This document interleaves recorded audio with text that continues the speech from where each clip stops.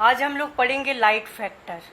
ठीक है, environmental factor में लाइट फैक्टर आता है। ठीक है, इसके पहले हम लोग टेम्परेचर फैक्टर, सॉइल फैक्टर पढ़े हैं। अब देखेंगे लाइट फैक्टर। लाइट बहुत इंपॉर्टेंट होता है। हम लोग जानते हैं कि लाइट के प्रेजेंस में ही प्लांट्स फोटोसिंथेसिस करता है। ठीक है, और फोटोसिंथेसिस से जो फूड मटेरियल बनाते हैं उसी फूड मटेरियल को लिविंग ऑर्गेनिज्म, बाकी जो एनिमल्स होते हैं, उसको लेते हैं। ठीक है, इसीलिए पूरी तरह से बहुत ज़्यादा सनलाइट के बिना प्लांट लाइफ नहीं रहेगा, और प्लांट्स के बिना बाकी लिविंग ऑर्गेनिज्म का लाइफ जीवन जीना संभव नहीं है। ठीक है, क्योंकि प्लांट्स फोटोसिंथेसिस से फूड मटेरियल बनाते हैं और उसी फूड मटेरियल पर हम लोग निर्भर करते हैं। ठीक है, इसलिए लाइट बहुत ज़्यादा ज़रूरी होता है। लाइट जो है कॉम्प्लेक्स क्लाइमेटिक फैक्टर होता है। ठीक है, सोलर एनर्जी, सनलाइट से जो एनर्जी निकलती है वो इलेक्ट्रोमैग्नेटिक वेव्स के रूप में रहता है। ठीक है, इलेक्ट्रोमैग्नेटिक वेव्स के रूप में रहता है, जो कि लिविंग ऑर्गेनिज्म के रूप में वो एनर्जी बहुत ज़्यादा डायरेक्टली इनडायरेक्टली रूप में लिविंग एनर्जी, जो लिविंग बींग्स जो होते हैं उसी एनर्जी को लेके ही अपना लाइफ जो है ठीक से कर पाते हैं। ठीक है, इसलिए सनलाइट जो होता है बहुत ज़्यादा इम्पोर्टेंट होता है। तो इलेक्ट्रोमैग्नेटिक रेडिएशन, जी सनलाइट हम लोग सबसे पहले देखते हैं रेडिएशन। रेडिएशन किसको बोलेंगे? जो एनर्जी सनलाइट से निकलती है, ठीक है, वो रेडिएशन के फॉर्म में होता है, रेडिएशन। तो बहुत सारे वेवलेंथ वाले जो सनलाइट का रेडिएशन होता है वो बहुत सारे अलग अलग वेवलेंथ वाले वेवलेंथ का रहता है। ठीक है, तो distribution of different wavelength radiation, बहुत सारे अलग अलग वेवलेंथ वाले रेडिएशन जो होते हैं अलग अलग वेवलेंथ में डिस्ट्रीब्यूट रहते हैं। ठीक है, जैसे ये सनलाइट का जो रेडिएशन होता है, ठीक है, सनलाइट के रेडिएशन में बहुत सारे रे निकलती है सनलाइट से। कॉस्मिक रे, X ray, gamma ray, ultraviolet रे, इंफ्रारेड, रेडियो वेव्स, ऐसे बहुत सारे अलग अलग टाइप के वेवलेंथ वाले लाइट निकलती है। ठीक है, इसमें एक छोटा सा पार्ट होता है, छोटा सा पार्ट रहता है जिसको बोला जाता है विजिबल स्पेक्ट्रम। ठीक है, विजिबल स्पेक्ट्रम जो होता है 300 से 800 वेवलेंथ के बीच में रहता है। ठीक है, 300 से 800 वेवलेंथ में जो छोटा सा पार्ट रहता है विजिबल स्पेक्ट्रम, वो फोटोसिंथेसिस के लिए, इसी से फोटोसिंथेसिस होता है। ठीक है, जब हम विजिबल स्पेक्ट्रम को बहुत अच्छे से स्टडी करेंगे तब देखेंगे कि बहुत सारे वेवलेंथ के कलर का बैंड पाया जाता है इसमें। ठीक है, जिसको हम बोलेंगे वीप जियोर, violet, Indigo blue, green, yellow, orange, red, infrared, ऐसे बहुत सारे कलर का बैंड पाया जाता है, अलग अलग वेवलेंथ के कलर बैंड। ठीक है, इसको बोला जाता है, ये जो इसको बोलेंगे वीप जियोर, और ये है वेवलेंथ 390, 422। ठीक है, धीरे धीरे वेवलेंथ जो है बढ़ रहा है, बहुत ज़्यादा वेवलेंथ वाले इंफ्रारेड, उसके बाद रेड, इस टाइप से सबसे कम वेवलेंथ जो है वायोलेट, इंडिगो ब्लू इसका होता है। ठीक है, तो यह है इलेक्ट्रोमैग्नेटिक स्पेक्ट्रम। सनलाइट के जो रेडिएशन होता है उसके जो इलेक्ट्रोमैग्नेटिक स्पेक्ट्रम होता है बहुत सारे अलग अलग वेवलेंथ वाले लाइट रहता है। कॉस्मिक रे, X ray, gamma ray, ultraviolet रे, इंफ्रारेड, रेडियो वेव्स, बहुत ज़्यादा सारे अलग अलग वेवलेंथ वाले लाइट। ठीक है, उसमें एक छोटा सा पार्ट रहता है जिसको हम क्या बोलेंगे? Visible spectrum. 300 से 800 वेवलेंथ वाले लाइट तो होता है, इसमें लाइट को एब्जॉर्ब करते हैं। ठीक है, फोटोसिंथेसिस के लिए इसी वेवलेंथ वाले लाइट जो होता है फोटोसिंथेसिस होता है इससे बहुत सारे अलग अलग कलर का बैंड पाया जाता है जिसको बोला जाता है वीप जियोर, अलग अलग वेवलेंथ वाले होते हैं। ठीक है, तो इलेक्ट्रोमैग्नेटिक रेडिएशन जो होता है 300 से 800 तक होता है। प्लांट लाइफ जो होता है इस वेवलेंथ वाले लाइट को एब्जॉर्ब करके ही फोटोसिंथेसिस करता है।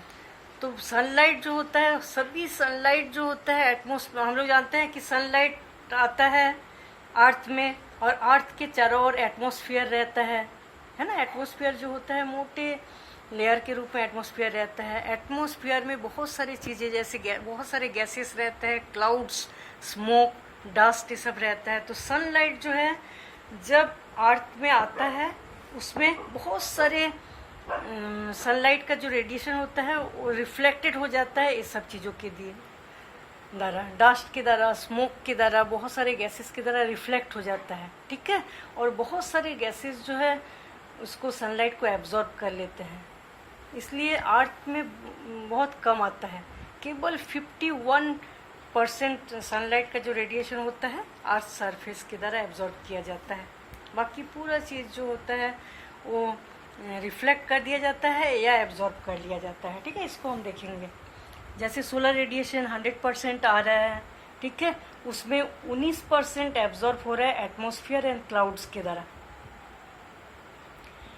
तो जितने भी सोलर रेडिएशन होता है 51% एब्जॉर्ब हो रहा है सरफेस के द्वारा।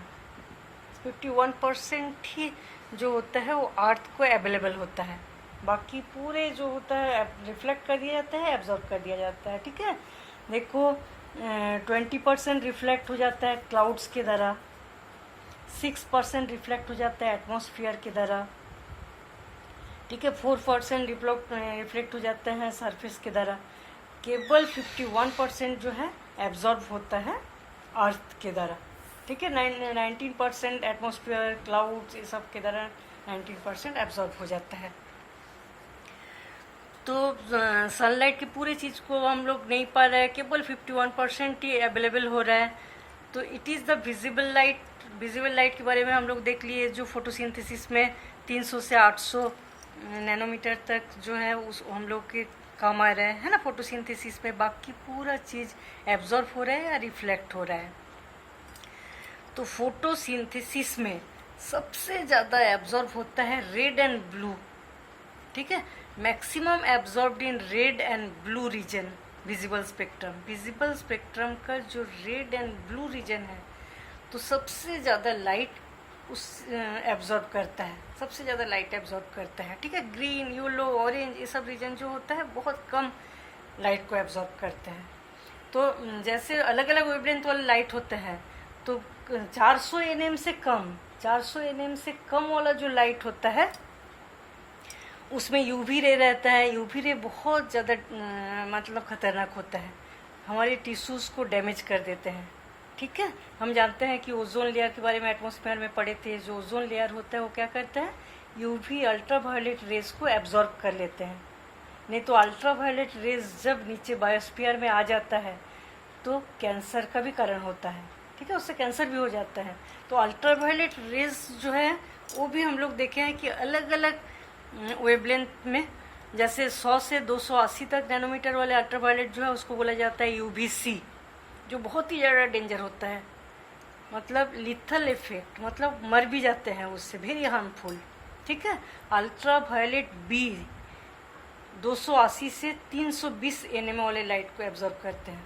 इस वेवलेंथ वाले जो लाइट रहता है अल्ट्रावायलेट बी होता है वो मॉडरेट हार्मफुल होता है, ठीक है। और 320 से 400 nm वाले जो वेवलेंथ वाले लाइट होता है वो क्वाइट हार्मफुल, ये तीनों में कम हार्मफुल होता है, ठीक है। अल्ट्रावायलेट रेज तो बहुत ही हार्मफुल होता है, लेकिन सबसे ज़्यादा जो 100 से 280 वेवलेंथ वाले जो अल्ट्रावायलेट रे होता है वो बहुत लिथल इफेक्ट, उससे मर जाते हैं, ठीक है। और अल्ट्रावायलेट बी जो है मॉडरेट हार्मफुल और अल्ट्रावायलेट ए वो क्वाइट हार्मफुल होता है। एक्सरे, कॉस्मिक रे, गामा रे सब जो मतलब 400 नैनोमीटर से कम होता है बहुत ज़्यादा हार्मफुल होता है, ठीक है। अब देखते हैं हम ब्लू लाइट। ब्लू लाइट 400 से 500 nm वाले वेवलेंथ वाले लाइट होते हैं, ठीक है। रेड लाइट 600 से 700, ग्रीन लाइट 500 से 600 होता है। Length of spectrum less strongly absorb all ultraviolet rays, ठीक है। अल्ट्रावायलेट रेज हम लोग जानते हैं कि ओजोन जो है अल्ट्रावायलेट रेज को एब्जॉर्ब करते हैं। तो ग्रीन प्लांट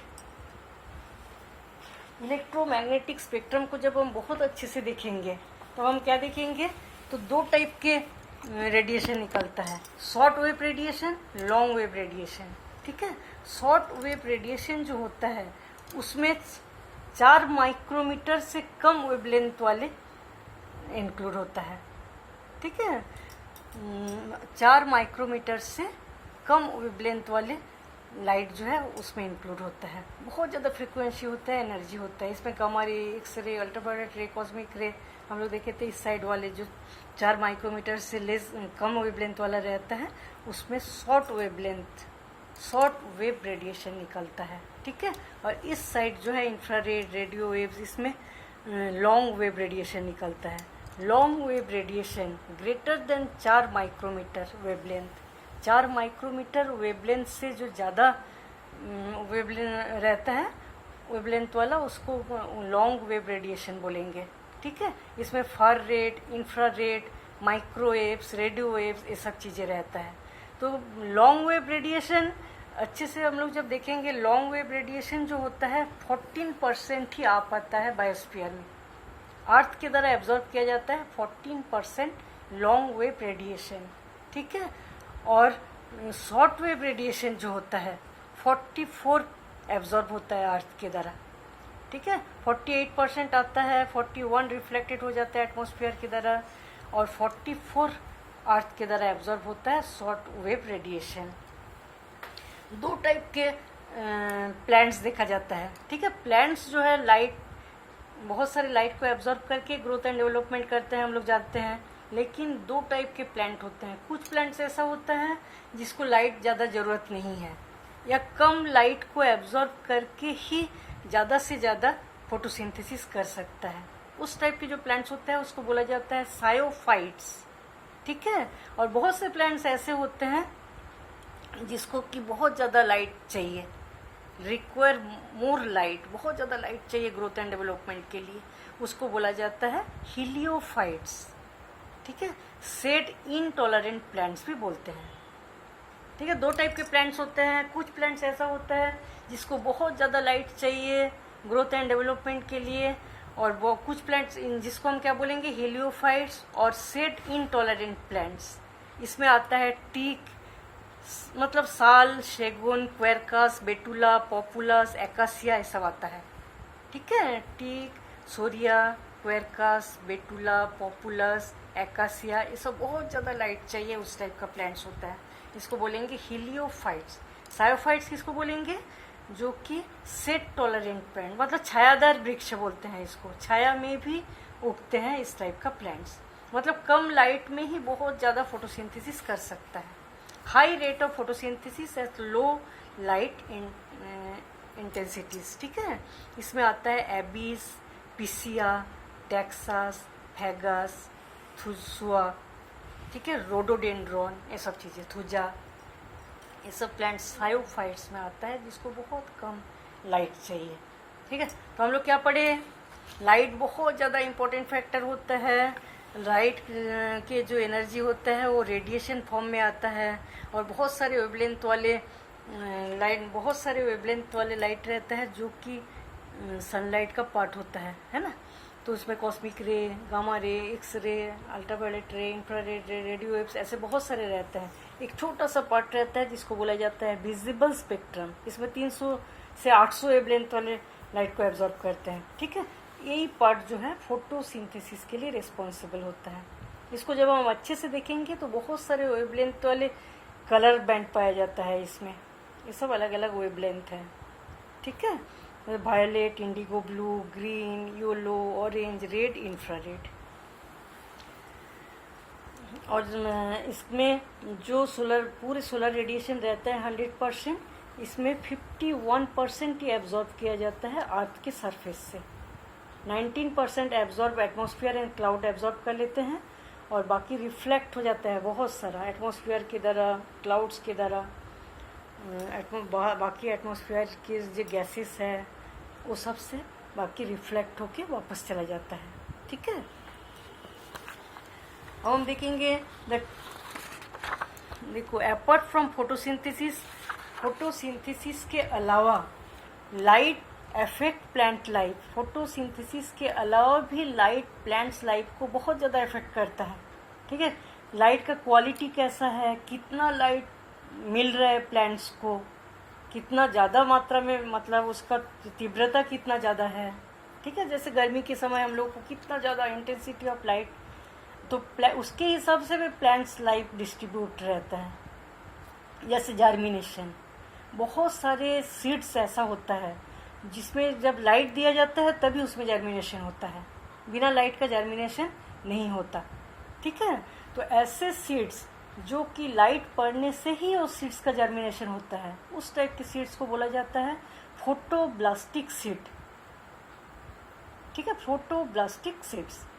जो सीड्स केवल लाइट के प्रेजेंस में ही जर्मिनेट होता है उसको बोलेंगे पॉजिटिव फोटोब्लास्टिक। और बहुत सारे सीड्स ऐसा होता है जिसकी लाइट जर्मिनेशन के लिए लाइट ज़रूरत नहीं है।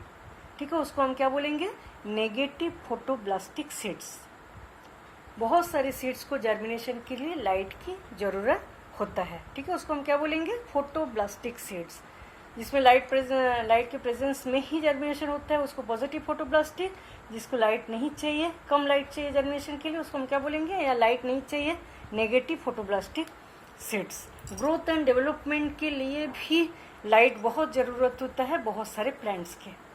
ठीक है, बहुत सारा जो प्लांट्स होता है, प्लांट्स के ग्रोथ एंड डेवलपमेंट की लाइट जो बहुत ज़्यादा ज़रूरत होता है। फोटोसिंथेसिस के अलावा भी ट्रांसपिरेशन में भी हम लोग जानते हैं लाइट कितना ज़्यादा ज़रूरी है। ठीक है, ट्रांसपिरेशन किससे होता है, स्टोमेटा से। और स्टोमेटा जो होता है, लाइट के प्रेजेंस में ही स्टोमेटा ओपन होता है, जानते हैं हम लोग। लाइट के एब्सेंस में स्टोमेटा क्लोज हो जाता है। तो लाइट बहुत ज़्यादा ज़रूरत होता है स्टोमेटा के ओपनिंग एंड क्लोजिंग के लिए।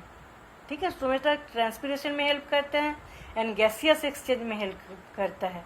ठीक है, तो प्लांट के ग्रोथ एंड डेवलपमेंट के लिए कितना बहुत ज़्यादा ज़रूरत होता है लाइट। पिगमेंटेशन, ठीक है, the leaves of plants are green in moderate light. जब मीडियम लाइट मिलता है तो लीव्स जो है ग्रीन रहता है, लेकिन जब लाइट बहुत ज़्यादा बढ़ जाता है, ब्राउन कलर का हो जाता है और रेड हो जाता है और मर जाता है, जिस प्लांट्स को ज़्यादा लाइट नहीं चाहिए। ठीक है, इसलिए अलग अलग पिगमेंटेशन भी लाइट के प्रेजेंस में देखा जाता है। मॉडरेट जो लाइट होता है, मीडियम जो लाइट होता है, उसमें लीव्स पूरे प्लांट्स ग्रीन रहता है। ठीक है, जो बहुत ज़्यादा होता है ब्राउन हो जाता है, हम लोग जानते हैं, फिर धीरे धीरे मर जाता है, ठीक से पानी भी जब नहीं मिलता। ठीक है, movement, suit of plants bend towards light. बहुत सारे प्लांट्स ऐसा होता है जिस जगह लाइट, सनफ्लावर ही हम लोग देखे हैं कि जब जिस साइड लाइट सनलाइट रहता है उसी साइड बेंड हो जाता है। ठीक है, जिस साइड लाइट रहता है उसी साइड बेंड हो जाता है। इसको बोला जाता है फोटोट्रोपिज्म। फोटोट्रोपिज्म, जहाँ लाइट होता है उसी साइड चला जाता है प्लांट्स के सामने वाला भाग। ठीक है, और फ्लावर का ओपनिंग एंड क्लोजिंग, हम लोग जानते हैं कि जो फ्लावर बड रहता है वो खुलता है और बंद हो जाता है। ठीक है, तो उसमें भी लाइट का रोल रहता है। बहुत सारे प्लांट्स के फ्लावर के खुलने में और बंद होने में लाइट का रोल रहता है। ठीक है, इसको बोला जाता है एपीनेस्ट, फोटोनेस्टी बोलेंगे, फोटोनेस्टी मतलब लाइट का रोल रहता है फ्लावर के खुलने में बंद होने में। ठीक है, जब फ्लावर के ऊपर का भाग में ग्रोथ एंड डेवलपमेंट ज़्यादा होता है, ऊपर के भाग में जब ग्रोथ एंड डेवलपमेंट ज़्यादा होता है तब उसको हम बोलेंगे एपीनेस्टी। जब नीचे के भाग में ग्रोथ एंड डेवलपमेंट ज़्यादा होता है उसको बोलेंगे हाइपोनेस्टी।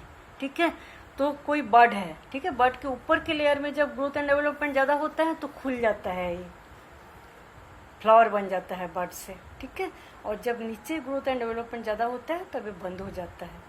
तो प्लांट्स के मूवमेंट में लाइट का बहुत ज़्यादा रोल रहता है। ठीक है, इसको हम क्या बोलेंगे, लाइट के प्रेजेंस में जब इसमें मूवमेंट होता है इसको हम बोलेंगे फोटोनेस्टी। जब ऊपर के लेयर में ज़्यादा होता है उसको एपिनेस्टी, जब नीचे के लेयर में ग्रोथ एंड डेवलपमेंट ज़्यादा होता है उसको बोलेंगे हाइपोनेस्टी। बर्ड जो होता है उसका खुलना और बंद होना लाइट के प्रेजेंस में इस टाइप से होता है। ठीक है, अब हम देखेंगे the tips of green plant grow towards light.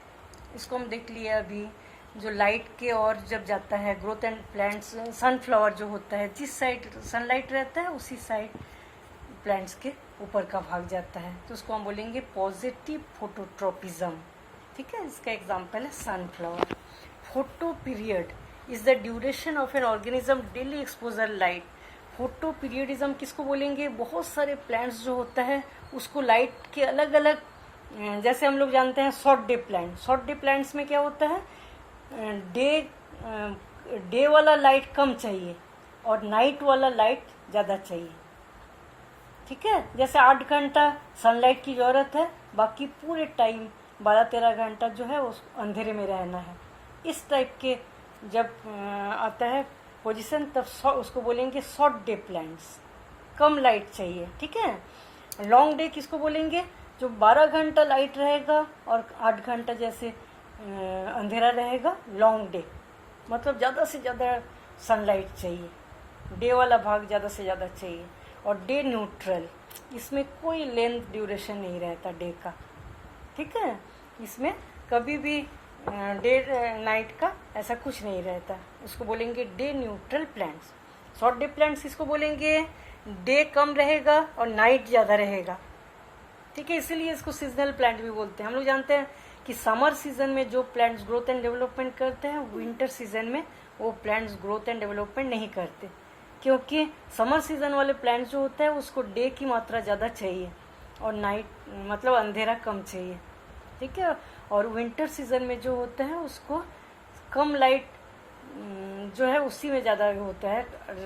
ठीक है, तो शॉर्ट डे प्लांट्स का एग्जांपल क्या है, टोबैको, कॉफ़ी, सोयाबीन, जेंथियम, क्राइसेंथियम, कॉटन, ये शॉर्ट डे प्लांट्स हैं। इसको बहुत ज़्यादा लाइट नहीं चाहिए। ठीक है, डार्क पीरियड ज़्यादा चाहिए, और लॉन्ग डे में लाइट का पीरियड जो होता है बहुत ज़्यादा चाहिए और डार्क पीरियड कम चाहिए। Mustard, lettuce, spinach, wheat, pea, beet, radish, ये लॉन्ग डे प्लांट होता है। ठीक है, और बहुत सारे प्लांट्स होते हैं उसमें डे नाइट का कोई इफेक्ट नहीं पड़ता। ठीक है, no specific day length require. Rice, tomato, maize, goat, brinjal, इस कोई भी सीजन में हो सकता है। इसमें कोई ऐसा कोई नहीं रहता, ड्यूरेशन नहीं रहता कि लाइट ज़्यादा चाहिए डार्क कम चाहिए, इस टाइप का कुछ नहीं रहता। ठीक है, तो इस टाइप का जो प्रोसेस होता है इसको क्या बोला जाता है, photo periodism. Photo periodism, photo मतलब लाइट, लाइट का कितना पीरियड किस प्लांट्स को चाहिए। ठीक है, ड्यूरेशन ऑफ लाइट बहुत ज़्यादा इंपॉर्टेंट होता है फ्लावरिंग के लिए भी। बहुत सारे प्लांट्स में हम लोग देखते हैं कि रात को जो है फ्लावर पूरी तरह से मुरझा जाता है, लेकिन जैसे ही सुबह सनलाइट उगता है वो फ्लावर फिर खिल जाता है। ठीक है, तो फ्लावरिंग के लिए भी लाइट का ड्यूरेशन बहुत ज़्यादा इंपॉर्टेंट होता है बहुत सारे प्लांट्स के लिए। ठीक है, इस टाइप के जो प्रोसेस होता है उसको क्या बोलेंगे हम, फोटो पीरियडिज्म। इसमें 3 टाइप के प्लांट्स आते हैं, short day, long day, day neutral. इसके अलावा भी जैसे seed germination, seed dormancy, leaf का गिरना, फ्लावरिंग, इस सब चीज़ों जो होता है इसमें लाइट का रोल रहता है। लाइट के प्रेजेंस में ही ये सब चीज़ें बहुत अच्छे से होता है। ठीक है, बहुत सारे डोरमेंसी किसको बोलेंगे, जैसे सीड्स जो है बहुत दिन तक हम लोग स्टोर करके रख सकते हैं, लेकिन इस सीड्स को जब हम लोग जैसे छोला, चना, मटर, ये सब चीज़ें जो रहते हैं, बाद में जब ये गिर जाता है इसमें पानी को एब्जॉर्ब करते हैं तो हम देखते हैं जर्मिनेट करता है। इसका मतलब क्या है कि इसके अंदर एम्ब्रियो रह जाता है सीड्स के अंदर। सीड्स जो है डोरमेंसी पीरियड में रहता है, बहुत दिन तक हम लोग स्टोर करके रखते हैं, लेकिन इसके अंदर एम्ब्रियो रहता है। ठीक है, तो इसको बोलते हैं डोरमेंसी पीरियड। तो कई बार ऐसा देखा गया है कि जब हम इसके ऊपर लाइट दिए, बहुत ज़्यादा टेम्परेचर और लाइट दे दिए सीड्स में, तो ये डोरमेंसी ख़त्म हो जाता है और सीड्स जो है जर्मिनेट करता है। ठीक है, कुछ प्लांट्स ऐसा होता है कि सीड डोरमेंसी जो होता है ब्रोकन हो जाता है, डोरमेंसी ब्रोकन हो जाता है लाइट दे देने से, फोटो पीरियड डालने से, आर्टिफिशियल लाइट देने से भी। इसका एग्जांपल है पॉपुलस। पॉपुलस में ऐसा होता है कि सीड्स जो है उसमें जब लाइट दिया जाता है तो इसका डोरमेंसी ख़त्म हो जाता है और ये जर्मिनेट करता है। ठीक है, इस टाइप से हम देखते हैं कि प्लांट्स के जो ग्रोथ एंड डेवलपमेंट होता है पूरे लाइफ साइकिल में लाइट का बहुत ज़्यादा इम्पोर्टेंट होता है। ठीक है, कॉम्पेंसेशन पॉइंट क्या बोलेंगे हम इसको, जितना ज़्यादा फोटोसिंथेसिस होता है लाइट के प्रेजेंस में और रेस्पिरेशन दोनों जब सेम होता है, जितना फोटोसिंथेसिस हुआ, फोटोसिंथेसिस का रेट और रेस्पिरेशन का रेट जब सेम रहता है लाइट के प्रेजेंस में, तो उसको क्या बोलेंगे हम, कॉम्पेंसेशन पॉइंट। ठीक है, लाइट फैक्टर बहुत ज़्यादा इम्पोर्टेंट होता है प्लांट्स एंड एनिमल्स के ग्रोथ एंड डेवलपमेंट में, ठीक है। तो देखेंगे फ्लावरिंग, फोटो पीरियड, इस सब चीज़ों में बहुत ज़्यादा इम्पोर्टेंट रहता है। ऐसे एनिमल के लाइफ साइकिल में भी बहुत ज़्यादा इम्पोर्टेंट होता है लाइट। बहुत सारे एनिमल जैसे छोटे छोटे हम लोग देखे हैं कि जैसे क्लमाइडोमोनास, इस टाइप के जो चीज़ें होता है, इसमें एक आई स्पॉट रहता है, आई स्पॉट। वो लाइट के ऊपर जैसे लाइट इस आई स्पॉट में पड़ेगा तो ये नीचे आ जाता है।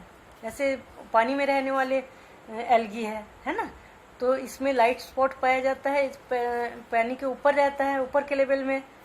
तो इसमें जैसे आई स्पॉट जो होता है, इसमें लाइट पड़ता है तो इसको पता चलता है कि लाइट गिर रहा है तो ये नीचे आ जाएगा। मतलब लाइट के प्रेजेंस में रिस्पॉन्स करता है बहुत सारे एनिमल भी। जैसे बर्ड का माइग्रेशन बहुत सारी जगह में, जैसे पोलर रीजन में जो बर्ड्स रहता है वो क्या करता है, लाइट बिल्कुल नहीं मिल पाता है तो उस समय एक जगह से दूसरी जगह में आ जाता है, इसको बोलेंगे माइग्रेशन। लाइट के कारण ही ऐसा लोग करते हैं। बहुत सारे लोअर एनिमल ऐसा रहता है जिसका लाइफ साइकिल जो होता है, जैसे रिप्रोडक्शन, ये सब चीज़ें भी लाइट का प्रेजेंस जरूरी होता है, ठीक है। स्किन कलर में भी बहुत सारे बर्ड्स एनिमल्स में चेंजेस दिखाई देता है। बहुत सारे एनिमल मैमल्स भी हम लोग देखे हैं कि जो बहुत ज़्यादा टेम्परेट एरिया में रहता है उनका, और बाकी जगह बहुत ज़्यादा सनलाइट जिसको मिलता है उसमें मेलेनिन पिगमेंट्स की मात्रा ज़्यादा होता है, ठीक है। उन लोगों के कलर जो होता है थोड़ा डार्क होता है, और जो ठंडे जगह में रहने वाले जो मैमल्स रहते हैं उसमें कलर जो होता है वो थोड़ा साफ होता है, ठीक है। इस टाइप से मतलब सनलाइट का बहुत ज़्यादा इफेक्ट एनिमल्स पर भी पड़ता है। एनिमल्स के ग्रोथ एंड डेवलपमेंट में भी बहुत ज़्यादा सनलाइट का इफेक्ट पड़ता है, ठीक है। बहुत सारे एनिमल ऐसा रहता है जो कि डे टाइम में एक्टिव रहता है, ठीक है, दिन में एक्टिव रहता है, उसको बोला जाता है डाई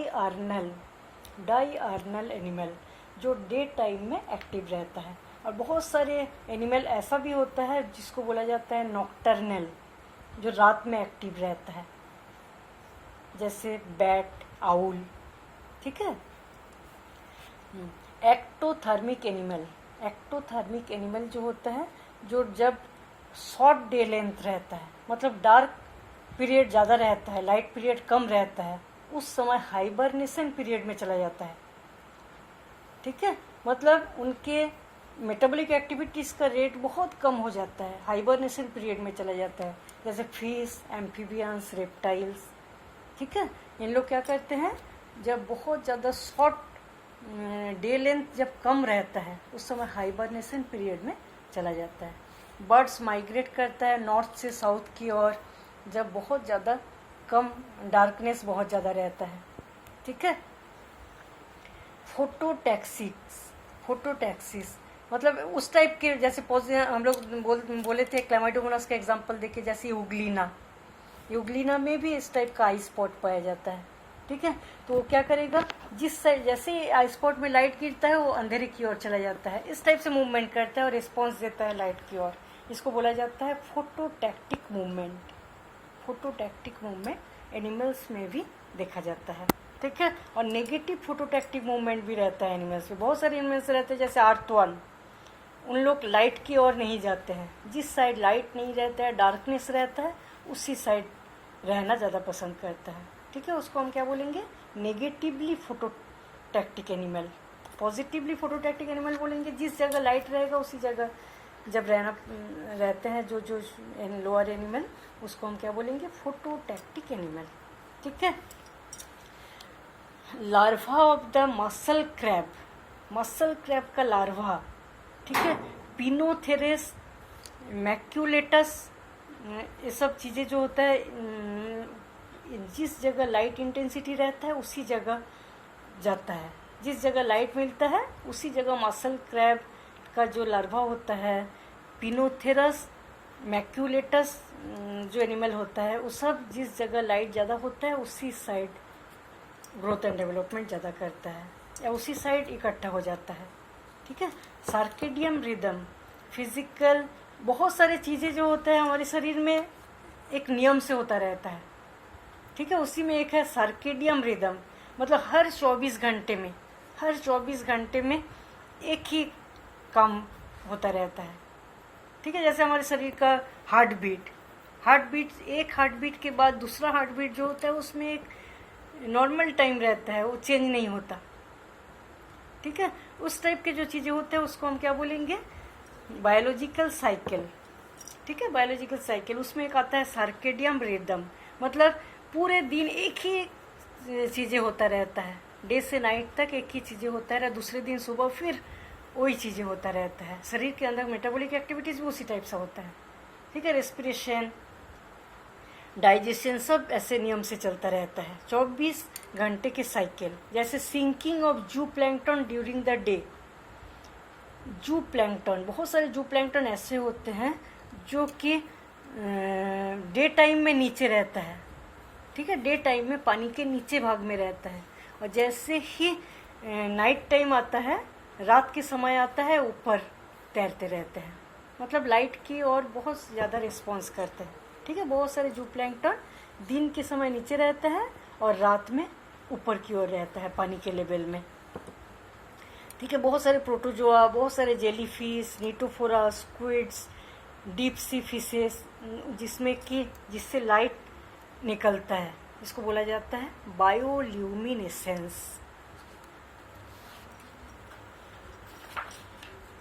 ठीक है, चलो अब हम देखेंगे zonation in aquatic habitat. Aquatic habitat जो है मतलब जैसे लेक, पॉन्ड, ये सब जो एक्वेटिक चीज़ें जो होती है, इसमें भी हम लोग जानते हैं कि जो जैसे एक्वेटिक पानी है, ठीक है, इसमें नीचे तक लाइट नहीं पहुंचता, एक निश्चित लेवल तक ही लाइट पहुंचता है। सनलाइट जो होता है पूरे 200 मीटर तक नहीं पहुंचता नीचे, इसलिए ऊपर के भागों में जहाँ लाइट पहुंचता है, हम लोग जानते हैं लाइट के प्रेजेंस में ही प्लांट फोटोसिंथेसिस करता है। तो प्लांट्स, एनिमल उसी टाइप से डिस्ट्रीब्यूटेड रहता है एक्वेटिक हैबिटेट में। ठीक है, तो प्रोड्यूसर सब जगह नहीं पाया जाएगा, प्रोड्यूसर डेप्थ में नहीं पाया जाएगा, क्योंकि सनलाइट नहीं मिल रहा है, सनलाइट नहीं मिलने से फोटोसिंथेसिस नहीं कर पाएंगे। इसलिए जो एक्वेटिक हैबिटेट वाले जो प्रोड्यूस रहता है उसमें प्रोड्यूसर नीचे नहीं पाया जाएगा। जहाँ तक लाइट आएगी उसी जगह तक ही उसमें फोटोसिंथेसिस हो पाएगा। ठीक है, इस टाइप से इसको लाइट के पेनिट्रेशन के हिसाब से 4 भागों में बांटा गया। कोई भी लेक में या पॉन्ड्स में कितने दूर तक लाइट गया उसके हिसाब से 4 भागों में बांटा गया हैबिटेट को। तो सबसे पहला है लिटरल जोन। लिटरल जोन किसको बोलेंगे हम लोग? सबसे ऊपर वाला भाग, जहाँ डायरेक्टली मैक्सिमम लाइट पेनिट्रेट होता है, ज़्यादा से ज़्यादा लाइट जहाँ पाया जाता है, वहाँ क्या रहेगा, बहुत ज़्यादा प्रोड्यूसर होगा, क्योंकि फोटोसिंथेसिस वहाँ के प्लांट्स करेंगे तो बहुत ज़्यादा प्रोड्यूसर रहेगा और बहुत ज़्यादा कंज्यूमर भी रहता है इस लेयर में। इसको हम क्या बोलेंगे? Literal zone. कोई भी पॉन्ड्स या लेक के सबसे ऊपर वाला भाग, जहाँ लाइट सबसे ज़्यादा पहुँचती है, उस भाग को क्या बोलेंगे हम? Literal zone. ठीक है, मैक्सिमम लाइट प्रेजेंट रहता है और फोटोसिंथेसिस भी मैक्सिमम होता है, इसलिए प्रोड्यूसर बहुत ज़्यादा, कंज्यूमर भी बहुत ज़्यादा पाया जाता है। इसके बाद वाला जो जोन होता है उसको हम बोलेंगे लिम्नेटिक जोन। ठीक है, लिम्नेटिक जोन में क्या होगा? इसके बाद वाले जो रीजन होता है, इसमें ऊपर वाले जोन में थोड़ा भी लाइट पहुंचेंगे, लेकिन नीचे वाले जोन जो है उसमें लाइट कम पहुंचेगा। ठीक है, अपने आप इसमें अच्छे से हो जाएगा। जैसे ऊपर वाले जोन में लाइट ज़्यादा पहुंचेगा तो ऊपर वाले में फोटोसिंथेसिस ज़्यादा होगा, प्रोड्यूसर ज़्यादा होगा। ठीक है, और नीचे वाले में लाइट कम पहुंचती है तो प्रोड्यूसर कम होगा, कंज्यूमर ज़्यादा होगा। ठीक है, चलो सबसे पहले लिटरल जोन, उसके बाद लिम्नेटिक जोन। लिम्नेटिक जोन में सनलाइट ठीक से नहीं पहुंच पाती है। उसके बाद प्रोफंडल जोन। प्रोफंडल जोन जो होता है इसमें तो बिल्कुल नहीं, जैसे ऊपर में जितना भी प्लांट्स, एनिमल्स जो रहता है, इस जगह वो मर जाता है और इस जगह जमा हो जाता है, यहाँ लाइट नहीं पहुंच पाती है। ठीक है, इसमें ऑर्गेनिज्म डाई हो जाता है और नीचे जम जाता है, इसलिए इसमें न्यूट्रिएंट्स बहुत ज़्यादा रहता है। कंज्यूमर जो रहता है उसके लिए बहुत ज़्यादा न्यूट्रिएंट्स मिल जाएगा, क्योंकि प्लांट्स, एनिमल्स इस जगह मर जाते हैं और यहाँ जमा हो जाता है। ठीक है, मतलब कंज्यूमर बहुत ज़्यादा रहेगा, प्रोड्यूसर बिल्कुल नहीं रहेगा। सबसे नीचे वाला जोन जो रहता है इसको बोला जाता है बेंथिक जोन और डार्क जोन। ठीक है, इसमें तो लाइट बिल्कुल नहीं पहुंच रही है, इसलिए डार्क जोन बोला जा रहा है। तो इसमें कॉर्निवोर्स और डिकम्पोजर्स पाया जाता है, लेकिन इसमें हर्बीवोर्स बिल्कुल नहीं पाया जाता। प्रोड्यूसर तो पाया ही नहीं जाता, हर्बीवोर्स भी नहीं पाया जाता। ठीक है, तो लाइट के पेनिट्रेशन के हिसाब से 4 जोन है। सबसे ज़्यादा लाइट पहुंचती है उसको हम बोलेंगे लिटरल जोन, मैक्सिमम लाइट पाया जाता है, इसलिए मैक्सिमम फोटोसिंथेसिस होगा, प्रोड्यूसर कंज्यूमर बहुत ज़्यादा होगा। उसके बाद क्या होता है लिम्नेटिक जोन। लिम्नेटिक जोन जो होता है उसमें सनलाइट ऊपर के भाग में थोड़ा भी पहुंचती है, नीचे में बहुत ही कम, ठीक है, लोअर पार्ट में बहुत कम। ठीक है, उसके बाद प्रोफंडल में बिल्कुल लाइट नहीं पहुंचती है, उसमें सब डाई हो जाता है, प्रोड्यूसर कंज्यूमर, इसलिए कंज्यूमर बहुत ज़्यादा पाया जाता है इस जगह में। ठीक है, बेंथिक जोन को डार्क जोन बोला जाता है, केवल सेडिमेंटेशन वाली जगह पाई जाती है। इसमें कॉर्निवोर्स डिकम्पोजर पाया जाता है, हार्बीवोर्स बिल्कुल नहीं पाया जाता। इस टाइप से 4 भागों में डोनेशन होता है। ठीक है, अब हम देखेंगे बेस्ड ऑन अवेलेबल न्यूट्रिएंट्स, कितना न्यूट्रिएंट किस जगह पाया जाता है इस एक्वेटिक हैबिटेट में, उसके हिसाब से 3 भागों में बांटा गया। ओलिगोट्रॉफिक में पोर न्यूट्रिएंट, बहुत कम न्यूट्रिएंट पाया जाता है। यूट्रॉफिक, बहुत ज़्यादा न्यूट्रिएंट एंड ऑक्सीजन भी बहुत ज़्यादा। Dystrophic, high level of dissolved humus, बहुत ज़्यादा ह्यूमस पाया जाता है और ऑक्सीजन बहुत कम पाया जाता है। ठीक है, ऐसे जगह में प्रोड्यूसर कम होगा, कंज्यूमर बहुत ज़्यादा होगा, क्योंकि ह्यूमस बहुत ज़्यादा है, लेकिन बहुत ज़्यादा ह्यूमस के कारण ऑक्सीजन कम है। यह है डिस्ट्रॉफिक। ठीक है, इसको किस बेस में 3 भागों में बांटा गया, न्यूट्रिएंट के बेस पर 3 भागों में बांटा गया। इसमें कि 4 भागों में बांटा गया लाइट पेनिट्रेशन, कितना लाइट किस जगह तक पहुंचती है, उसमें लिटरल, लिम्नेटिक, प्रोफंडल और बेंथिक। ठीक है, अब हम देखेंगे based on the penetration of light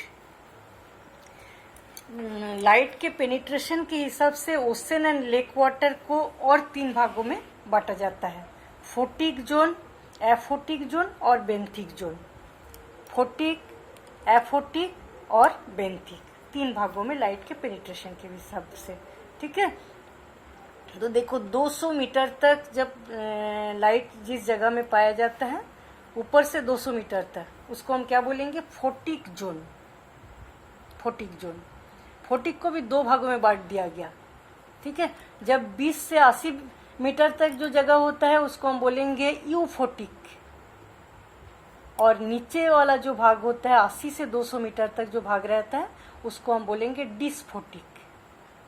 ठीक है, फोटिक जोन क्या है, जब लिटरल जोन है उसके नीचे वाला भाग फोटिक जोन होता है, तो उसमें भी कितना लाइट पेनिट्रेट हो रहा है उसको, उसके हिसाब से इसको 2 भागों में बांट दिया गया। ऊपर का जो पार्ट होता है उसमें थोड़ा सा लाइट मिलता है, उसको बोलेंगे यूफोटिक, 20 से 80 मीटर तक। उसके नीचे वाला जो पार्ट होता है 80 से 200, उसको बोलेंगे डिस्फोटिक। ठीक है, और उसके भी नीचे 200 मीटर से भी नीचे वाला जो पार्ट रहता है उसको बोला जाता है एफोटिक, बहुत ही डीपर, 200 मीटर से भी नीचे, उसको बोला जाता है एफोटिक जोन। ठीक है, इसमें बिल्कुल लाइट नहीं रहता, एफोटिक जोन में बिल्कुल लाइट नहीं रहता, इसलिए फोटोसिंथेसिस वाले प्लांट जो होता है इसमें बिल्कुल नहीं रहता। सबसे नीचे का रीजन जो होता है उसको बोलेंगे बेंथिक जोन। ठीक है, उसमें तो हम लोग जानते हैं कि बिल्कुल लाइट नहीं पहुंचती है, और उसके पहले प्रोफंडल जोन में ही सब प्रोड्यूसर, कंज्यूमर ज़्यादातर सब डाई हो जाता है। तो इस भागों में केवल सेडिमेंटेशन होता है। ठीक है, अब देखो यूफोटिक जोन जो होता है इसमें लाइट अच्छे से मिल रहा है, इसलिए फोटोसिंथेटिक मतलब फोटोसिंथेटिक एक्टिविटी पाया जाता है बहुत ज़्यादा। ठीक है, डिस्फोटिक 80 से 200 में क्या होता है, फोटोसिंथेसिस ठीक से नहीं होता, सभी कलर विजिबल लाइट भी इसमें नहीं पहुंच पाता है। ठीक है, इसलिए लिमिटेड फोटोसिंथेटिक एक्टिविटी होता है। ब्लू लाइट जो होता है 100 मीटर तक पहुंच जाता है। ब्लू लाइट जो होता है उसमें 100 मीटर तक पहुंच जाता है। कब कम वेवलेंथ वाला लाइट होता है? रेड जो होता है पहले 4 मीटर तक रेड वेवलेंथ वाली लाइट पहुंचती है। ऑरेंज लाइट 20 मीटर तक पहुंचता है। येलो लाइट 50 मीटर तक पहुंचता है। ठीक है।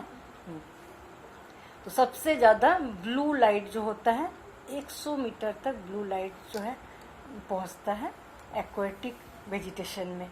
ठीक है। सबसे नीचे वाला भाग जो होता है एबाइजोल जोन बोलते हैं। बेंथिक जोन जो होता है उसके सबसे नीचे वाला जो भाग रहता है उसको बोलते हैं एबाइजोल जोन। मतलब बेंथिक जोन को ही एबाइजोल जोन बोल सकते हैं। ठीक है। बिल्कुल लाइट नहीं पहुंचता है, केवल कंज्यूमर और डिकम्पोजर थोड़ा पाया जाता है। रेड ग्रीन एल्गी जो होता है उसमें रेड एल्गी हम लोग जानते हैं एकदम डीप वाटर में पाया जाता है। रेड एल्गी डीप वाटर में भी पाया जाता है। रेड एल्गी क्या करता है? उसमें फाइकोइरिथ्रिन पिगमेंट रहता है जो कि ब्लू लाइट को एब्जॉर्ब करता है और रेड लाइट को रिफ्लेक्ट कर देता है। ठीक है। रेड एल्गी फाइकोइरिथ्रिन पिगमेंट पाया जाता है, उस पिगमेंट के कारण ब्लू लाइट जो होता है उसको एब्जॉर्ब करता है और रेड लाइट को रिफ्लेक्ट कर देता है। तो इसलिए बहुत कम वेवलेंथ वाले रहते हैं ब्लू लाइट, हम लोग जानते हैं। तो इसलिए बहुत नीचे भी रेड एल्गी जो है वो पाया जाता है। ठीक है। वहाँ तक लाइट पहुँचती नहीं है, लेकिन वो क्या करते हैं ब्लू लाइट को एब्जॉर्ब करते हैं और रेड लाइट को छोड़ते हैं। और ब्लू लाइट हम लोग जानते हैं 100 मीटर तक पहुँच जाता है, इसलिए नीचे भी रेड एल्गी पाया जाता है। ठीक है। इस टाइप से लाइट फैक्टर जो है वो कंप्लीट हो जाता है।